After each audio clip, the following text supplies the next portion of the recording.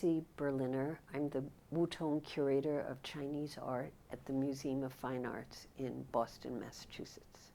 Today I'm going to be talking about the Qianlong Garden, a very special place in China within the Forbidden City that was designed and created and conceived of by one of the most powerful men in the 18th century, the Qianlong Emperor of China.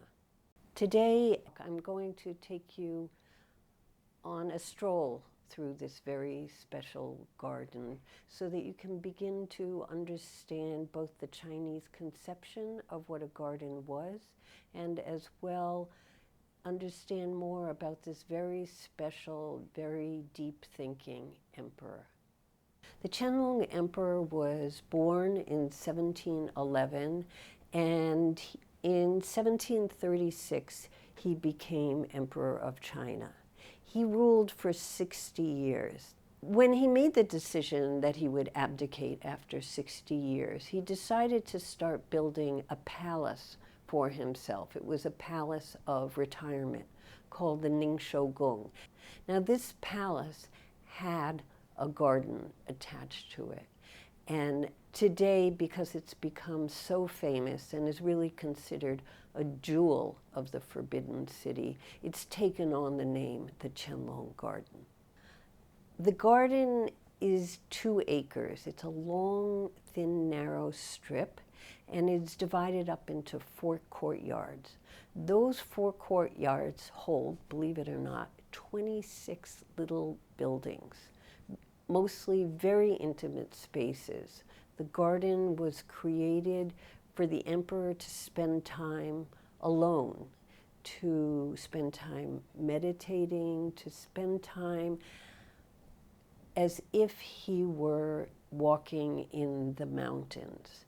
So the garden is filled with what the Chinese call jiashan, fake mountains. These are rockeries, and he could climb up and down the rockeries. He could go into little grottos. He could go into caves and tunnels through the rockeries, and then the pathways would lead to these very luxuriously decorated buildings. The concept of a Chinese garden is to help the people who live in urban spaces to have the atmosphere of being in the mountains. In China, traditionally, the mountain was the ideal place to be. The mountain was the place where the Buddhist temples were, where the immortals lived. And so to have a garden with quote-unquote fake mountains in it was to have in your backyard, so to speak. The 18th century was a very exciting time period in Beijing. It was the beginning of the integration of European aesthetics into Chinese imperial art. The Qianlong Emperor was fascinated by optical illusions. He had learned about trompe-l'oeil painting and European style painting from a man named Giuseppe Castiglione. Castiglione was an Italian painter. He was also a Jesuit, and the Qianlong Emperor was extremely intrigued by his skill, his techniques of perspective, and he had asked Castiglione to create many murals for him. Castiglione unfortunately had passed away by the time the Qianlong Emperor was building the garden.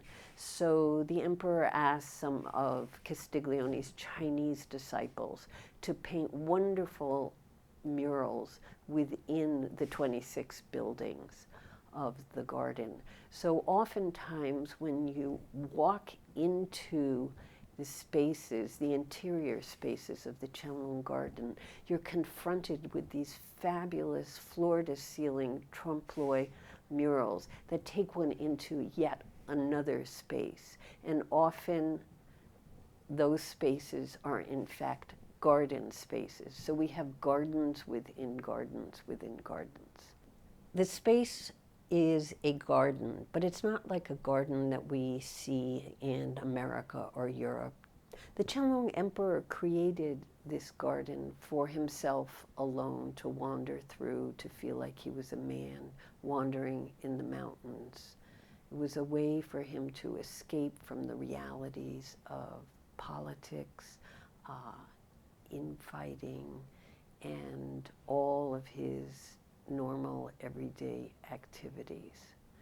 Today, as citizens of the 21st century, we have an opportunity to explore this space that he created with layers of meanings and references, allusions, and illusions.